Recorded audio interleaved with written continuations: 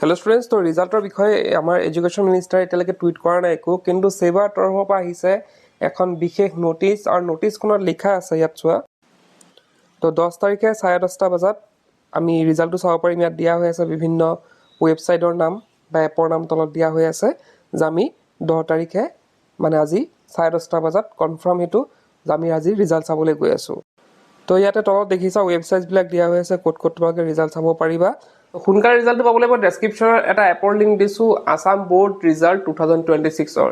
তো তোমালোকে সেই লিংকটোত গৈ পেলাই এপটো ডাউনলোড কৰিব পাৰা। গৈ পেলাই তোমালোকে 5 ষ্টাৰ দিব পাৰা আৰু ডাউনলোডতে কমেণ্টত লিখিব পাৰা আছাম ব'ৰ্ড ৰিজাল্ট 2026 পাৰা। তাতে তোমালোকে প্ৰথম ডাউনলোড কৰিব লাগিব, তাৰপিছত তোমালোকে লগ ইন কৰিব লাগিব।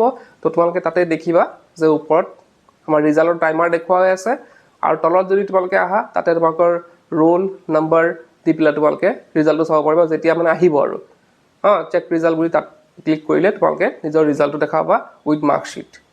তো গতিকে এতিয়াই যাব পৰা তোমালোকৰ ডেছক্ৰিপশ্যনত মই লিংক দি আছে। তেন্তে আজিৰ ভিডিঅ'তে শেষ কৰি কি